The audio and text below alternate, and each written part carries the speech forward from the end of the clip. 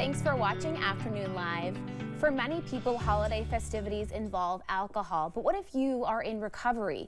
Here with tips on how to remain on your sobriety journey during the holidays is the author of Soulbriety, a plan to heal your trauma, overcome addiction, and reconnect with your soul, Dr. Elisa Hallerman. Happy holidays to you. Happy holidays to you too. Thank you so much for having me. Of course. So for those in recovery, the holidays can be challenging. What are some of those things that make it extra tough this time of year? Well, one of the biggest ones is just the social pressure. There's so much pressure to be more social, of course, during the holidays between your family, your friends, office parties. Then there's also the emotional triggers that we walk into, right? Whether that's feeling lonely or dealing with a sense of grief or walking into specific family dynamics.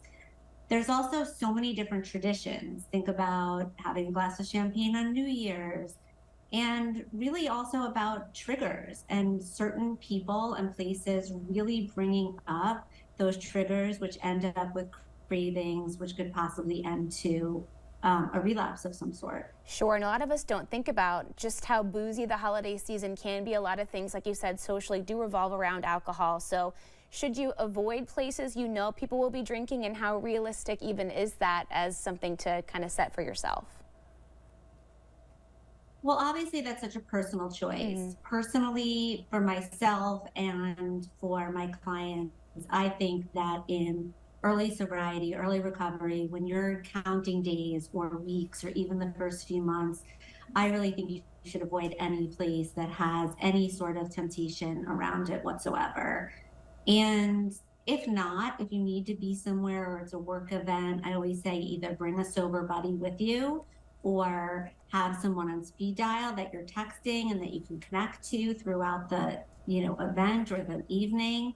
And the most important thing before you go anywhere is to create your exit plan. Know what time you're going to leave, how you're going to leave, and just a graceful exit, not a lot of goodbyes, walk out the door, get home, pajamas, in bed by a set time. Great ideas, and I think you've kind of answered my next question already about avoiding peer pressure, having easy ways to get yourself out of a negative situation.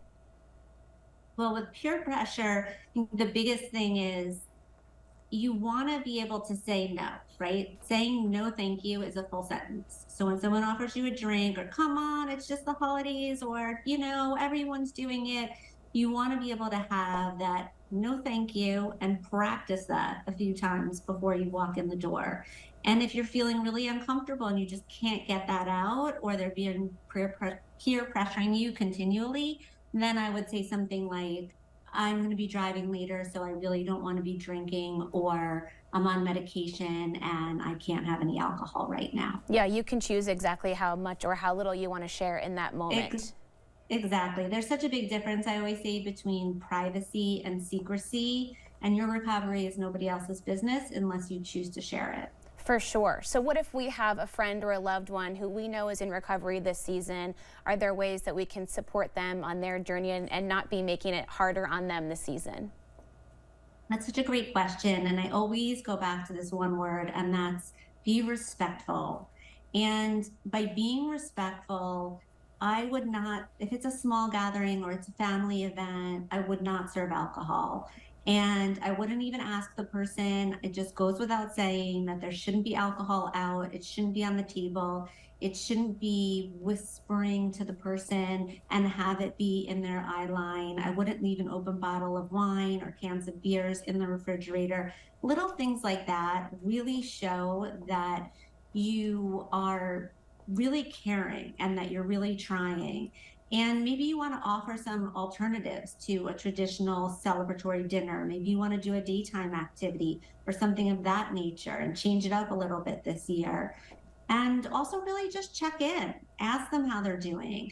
Acknowledge the fact that it might be really hard work, especially over the holidays, and remember to tell them that you're so proud of them. Absolutely, that's the biggest thing. I'm curious what you think about an idea like dry January. Maybe somebody is struggling this season and wants to take a break. Is that a nice way to take a first step, or maybe kind of calibrate where you're at with alcohol?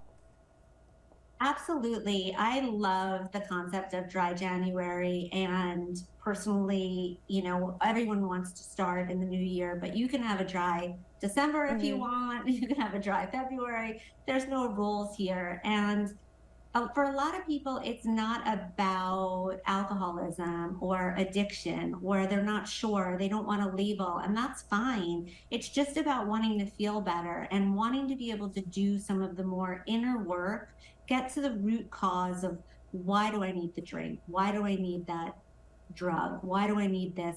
And maybe I want to focus really on what's going on inside of me right now and do the best I can to minimize the anxiety and depression that does happen during the holidays and that is happening just in general in the world today.